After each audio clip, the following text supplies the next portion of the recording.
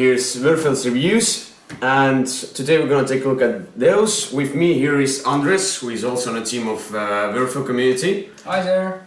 He's helping me there. So Andres, what you gonna tell about the game? Well, it's a civilization building game with cards and boards that can be done in various ways. But I will only share the final thoughts because the review will be done by Ilja. So let's take a look at the game. So this is the game box. Let's open it. The box is thin, not so good quality. As you see here, there's no inserts. I threw the insert away. Here is the rule book. It's 8 pages long. The last page is for variants.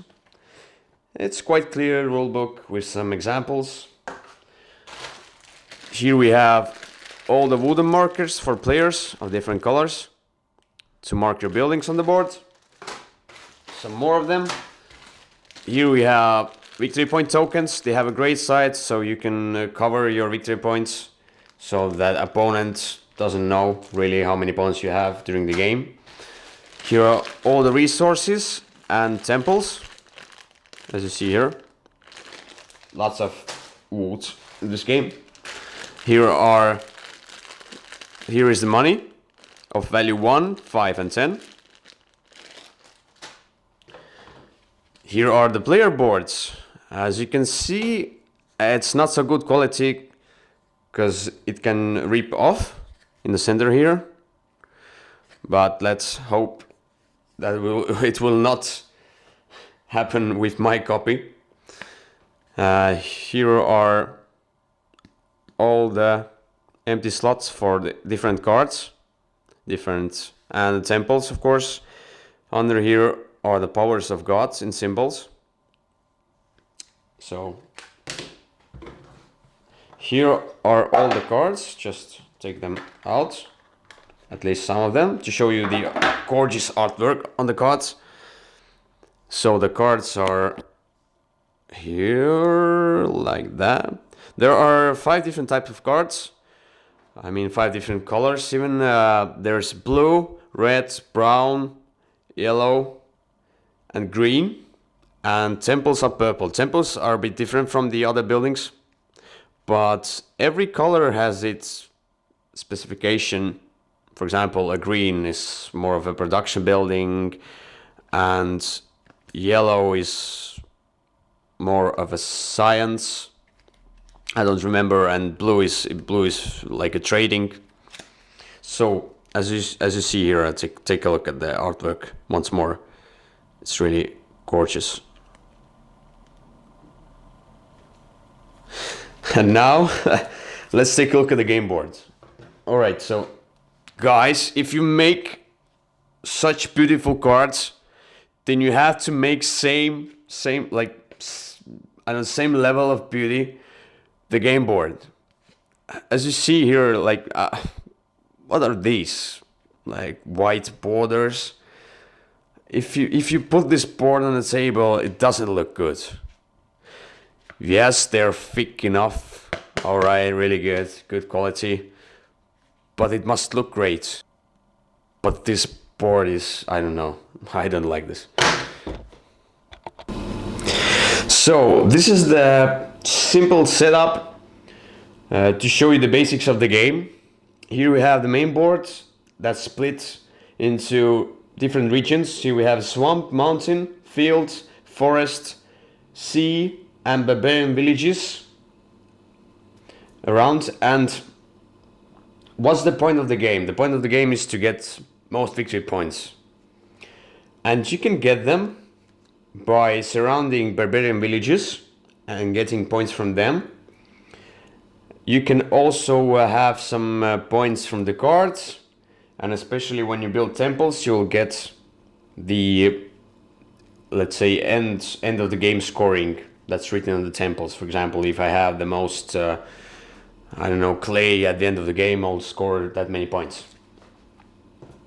So on your turn, you have like two actions to choose from, 2 really basic actions. You can construct a building or sacrifice or make a sacrifice to the gods. constructing a building is really simple. So here we have all the different cards. So for example, the red cards, they correspond to the military. Blue cards are mostly like trading. Green are production. Yellow and brown are mostly for like activating other buildings and other cards and giving you extra buildings and extra gold. And there are also temples that I already told you will give you extra points at the end of the game. These temples are really important. So, and let's say I will want to build this blue card, the trading card. So let's say it's a harbor, it's a commercial port. So to build this card, I have to pay 3 money and 1 wood. So I'll pay the resources, put this card in the right spot here on my player board. And now I will take the wooden marker corresponding to this card and place it somewhere on the board. The very first building that you have built must be placed on the edge of the board. So these are the edge tiles. And for example, this is the ship token. I can place ships in the sea region. I cannot place them anywhere else. All the other buildings over here can be placed on all the other regions, of course, except barbarian villages. You cannot place anything on the barbarian village and cannot be placed in the sea. So I'll take this wooden marker and place it over here, for example. Now if I build another building, I can place the new marker in the same spot, in the same region or adjacent region. So I will spread out. But of course, if I'll have a production building, then I cannot place it in the sea. I have to place it somewhere else. Also, you can have one of each buildings on the same region. So you cannot have, for example, 2 production tiles, 2 production wooden markers in the same spot. You cannot have 2 of the same kind. So you're placing your wooden markers here for mostly 2 reasons. Some buildings will give you gold and resources, and second, you will definitely want to surround the barbarian villages. As soon as you surround the barbarian village, it doesn't depend who is here. For example, there are 2 of the green, and for example these are the blue ones. The game, then you pause immediately, and whoever has most military around the village will take those victory points from the village. And as soon as all the barbarian villages are surrounded, the game will everyone will get 1 last turn, and the game ends and will score the points. So, and a bit more about constructing different buildings. For example, if I already have a blue card here and I want to construct another blue card, first of all, I need to have the tokens. I need to have the tokens on my player board corresponding to that color, to that building, so I can build it. If I don't have, I cannot build that building. But I can get extra tokens from the cards or from God's sacrificial power. But the main thing that you will try to do, you will try to construct combos with your cards. So I have a blue card over here, and I want to build this card. So I will pay the resources and build this card and put it on top of the previous card. And then I'll put the token somewhere, for example, let's say here. Now, I will not activate the topmost card here, but I will start from the bottom card. So I will activate the bottom card once again. So I can sell 2 lots of 1 stone and 1 wheat. And then I will do the second one. I don't have to do all the cards, or I just can say that I will sell 0, for example. And so later on, you will get, for example, you will get another token here. Now you can construct another blue building. You will construct another blue building, and you will start over again. So you will put down your marker somewhere, not on the same spot as your previous same ship. And then you will activate from the bottom. You will activate the bottommost card, then the next one, and this one. So you try to create combos to activate the cards. So it's not like if you have built, then it activates for one turn and then it's useless. What about the temples? The temples are for the last spot over here, are built in the last spot over here. The temples give you extra points at the end of the game. Temples are always with the same cost, all 4 different resources. And when you build a temple, you have to put it in the same spot as one of your controlled regions. So for example, I'll build this temple and put it here. So now I have a temple. It's not in my colors, so some buildings say that I will score points for every building in that region for my color, but some cards say that I can take as many resources as there are buildings on this region, for example. Then I will count the temple as a standard building. There's also an end trigger with the temples, depending on the player count that you play with. I don't remember what are the player counts for 2 players, but as soon as you will build all the available temples all together, for example, play a 2-player game, I'll build 3 temples and my opponent builds 1 temple, then we'll have the same last turn and the game ends. So there are 2 game end conditions. All the barbarian villages are attacked, or let's say surrounded, or all the temples are built. So, but this is all about constructing the buildings, and there is another way to play the game, another action to take. You can discard cards. For example, let's say I have these cards in my hands. I can discard those cards to get benefits of one of the colors of one of the gods. Let's take a look over here. So, how will I do that? I will discard as many cards as I want from my hand. For example, I'll discard 3 cards.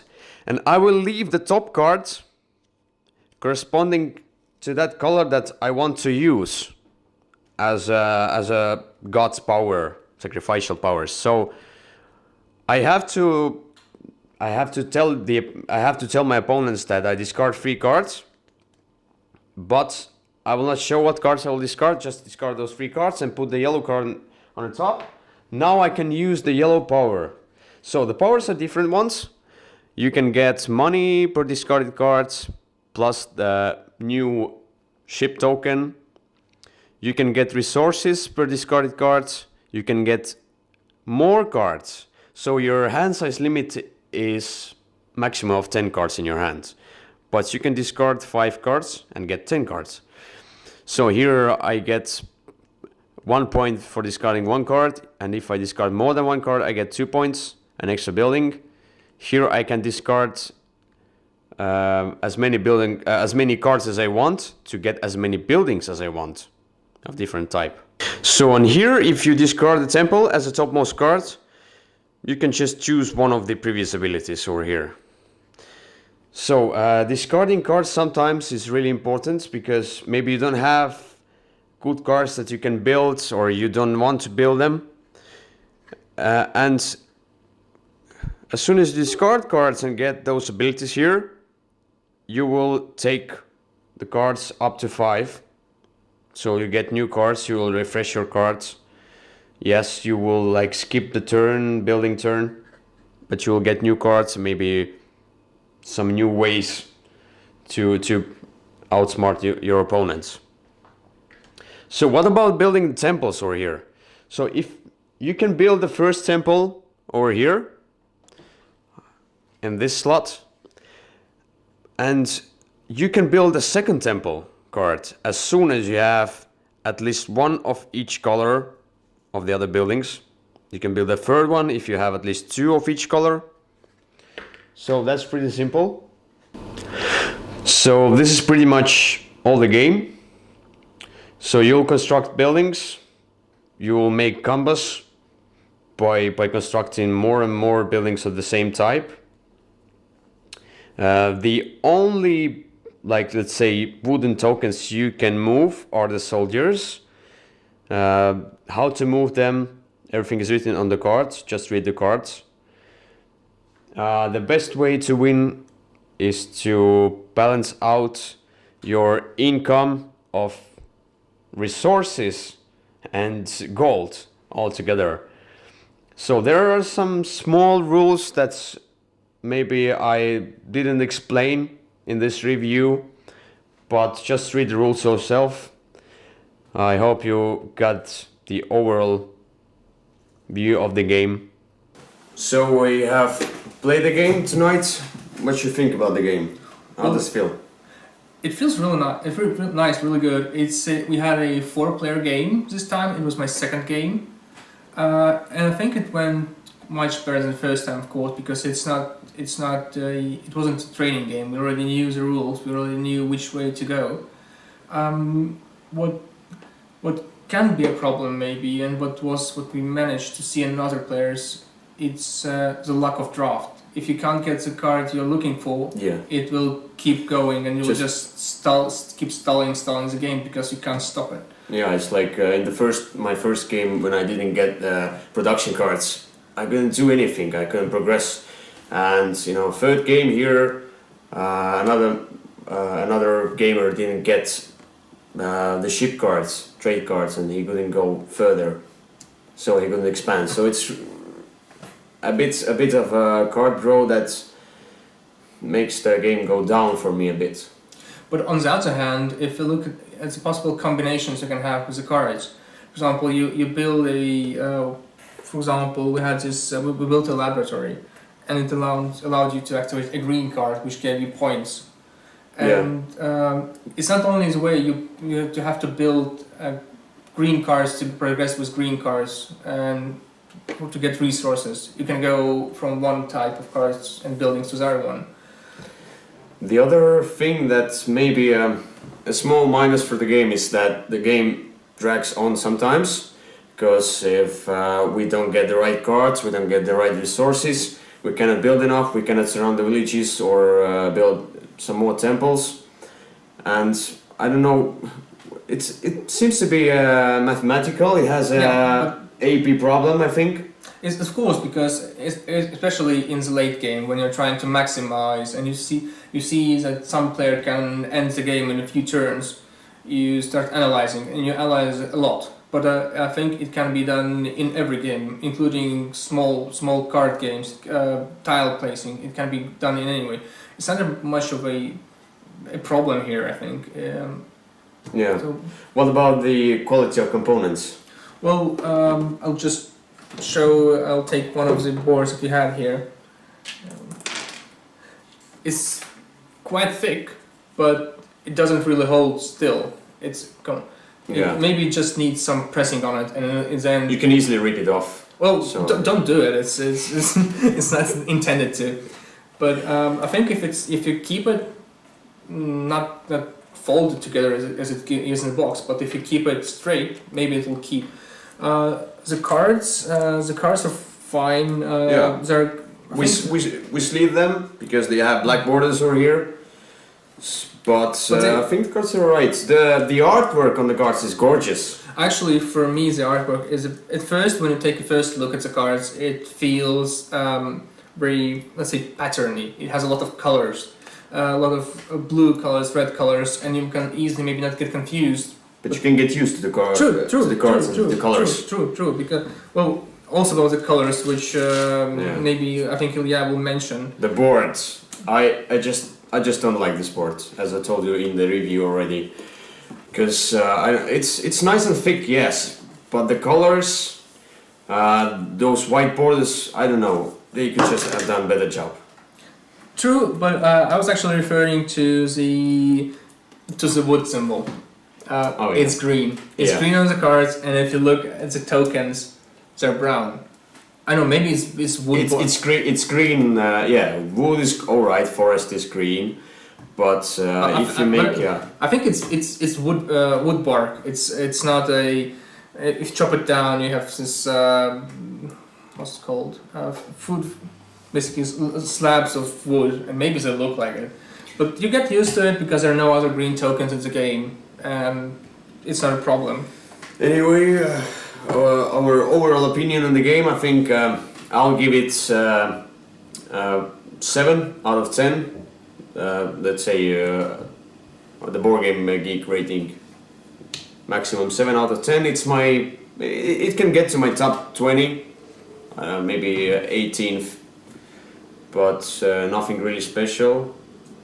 For me, I don't like rating games, so I won't rate any of them. But this, I would agree to play, and for me, it's a huge advantage. A game that I like to play. There are a lot of games which are fine. Yeah, I can play it. It's not a problem.